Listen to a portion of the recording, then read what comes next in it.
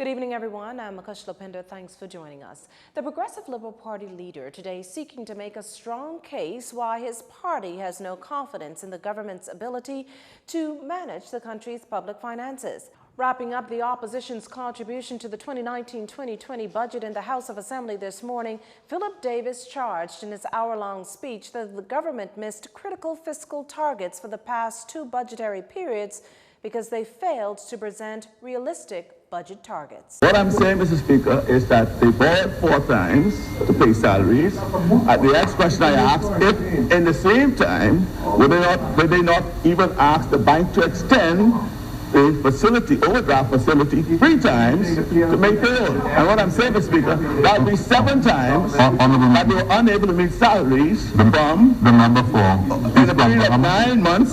But Deputy Prime Minister and Minister of Finance Peter Turnquist strongly disagreed, arguing that the government's well within its borrowing parameters for the year. The point is, again, to meet its cash flow requirements, from time to time, the government has to engage in short-term borrowing in order to provide for salaries, for rents, for everything else that it needs. Because again, it is not an even flow of revenue across the year. One of the things included in one of the budget bills that we have is to even out or to provide for the collection of business license taxes, for instance, 4 times during the year. That will help us to even out this cash flow problem that we have. But there's nothing unusual, and I want the public to be aware that there's obviously some implication, or trying to make some implication there's something wrong here. This is normal. Not letting up, Mr. Davis stressed that the government's borrowing to meet salaries is worrying. He went on to question how the government collected some $250 million more this fiscal year, but still had to borrow to meet salaries. The opposition maintains that the Minnis administration will again miss its revenue and deficit targets, and miss them badly. Well, Transport and Local Government Minister Renwood Wells, meantime, giving an account of what's taken place in his ministry over the outgoing fiscal year and what plans are being pursued. The government had projected collecting just under $36 million in revenue in 2018-2019. However, according to the minister, as of March, that figure had already hit the near $40 million mark, with every expectation that in total, this will sit at $46 million. Additional revenue streams are also being pursued within the Road Traffic Department. We'll do so, Mr. Speaker, with the introduction of specialty organizational license plates, personalized vanity plates, novelty tourism plates, and general issued plates. We will achieve this by upgrading and enhancing the license plate production facility at the prison by a capital injection of close to $900,000. And Mr. Speaker, the projections is that we should be able to, with this new revenue stream, that we should be able to garner probably another $5 to $6 million for the public treasury. The minister also revealed an agreement in principle with the United Transportation Company Limited for a unified public transportation project for Route 17 that's expected to be launched next week. The public transit service will operate along this fixed route according to a predetermined schedule.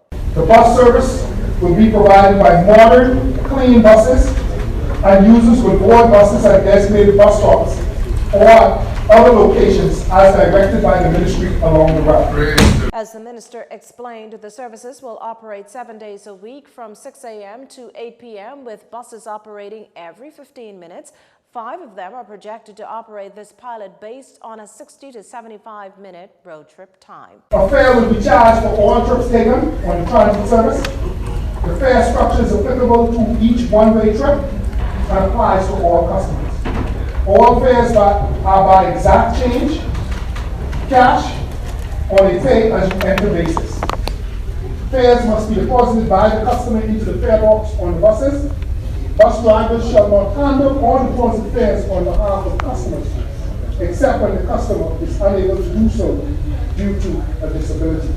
The Ministry of Transport will reserve the right to alter the fare levels for the pilot project, the fare structure, introduce fare zones, and offer fare reductions or introduce alternative fare payment method as it deems appropriate. Now, legislators today also heard how the recently passed amendment to the road traffic bill will take effect at the end of the month. That amendment prevents road users from using electronic devices while driving, having an opened alcoholic beverage while driving, and producing a driver's license when requested. The plan is also to introduce stiffer penalties for reckless driving and killing in the course of dangerous drugs.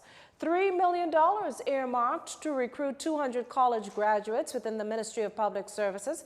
This from Public Services Minister Brent O'Rourke, who this morning revealed that this will offset the 400 retirees leaving the sector each year. And Mr. Speaker, one of the reasons we're putting them on contract is because he said to them, listen, we know if you come through the service have a beginning salary that may not look good to you.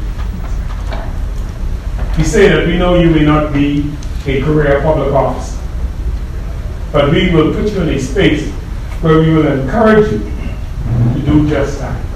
This also comes as the ministry places emphasis on training, developing, and improving its current staff. An additional $8 million has been allocated for new hires throughout the public service. All qualified college graduates are asked to fill out an application at the Ministry of Public Works. You're watching JCN News. Stay with us. This segment of the news was brought to you by Alive.